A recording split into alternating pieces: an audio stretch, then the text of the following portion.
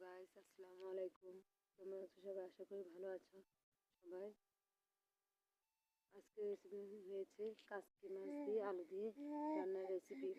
এই রান্নাটা সেহরির টাইমে হলে খানা হয়ে যায়, আর কিছু লাগে না। আজকে সেহরির খানা এইটাই।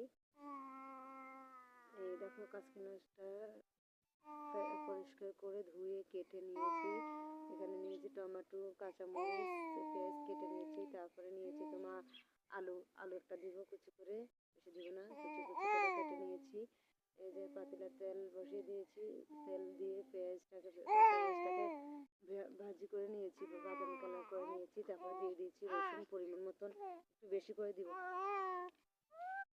এই যে রসুনটাও একটু পেঁয়াজের সাথে ভেজে নিয়েছি। ভেজে তারপরে আমি অল্প করে পানি দিয়ে দিব, না হলে পেঁয়াজটা বেশি ভাজা হয়ে যাবে, মানে পোড়া গন্ধ করবে।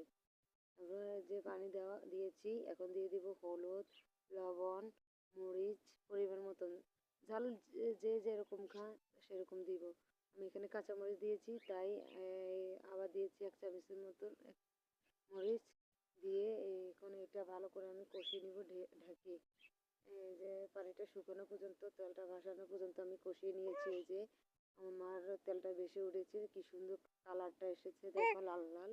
মশলাটা আমার হয়ে গেছে কষানো। এখন দিয়ে দিব আমি এখানে এই যে কুটে রাখা আলু, কুচে রাখা, সেটা দিয়ে একটু মশলার সাথে একটু ভালো করে আবার নাড়াচাড়া দিয়ে একটু ভেজে নিব। ভেজে নিয়ে তারপরে তোমার দিয়ে দিব এই কাসকি মাছটা দিয়ে আমি ভালো করে নাড়াচাড়া দিয়ে উপরে দিয়ে টমেটোটা দিয়ে পরিমাণ মতন পানি দিব। বেশি পানি দিব না, অল্প দিব। এটাকে একটু মাখা মাখা রাখবো, তাই এই যে ঢেকে দিয়েছি।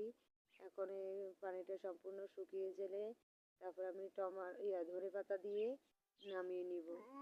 এই ভিডিওটা যদি তোমাদের কাছে ভালো লাগে, একবার লাইক, শেয়ার করে সাবস্ক্রাইব করে দিও। আর একবার বাসায় রান্না করে ট্রাই করো, এভাবে রান্না করলেও ভালো লাগে।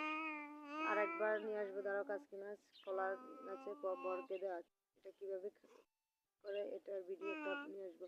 তোমরা পাশে থেকো, একটু সাপোর্ট করো। আমি অনেক অসহায়, গরিব, তাই আমি একটু ভিডিওটা ভালো করে প্রেজেন্ট করতে পারতেছি না।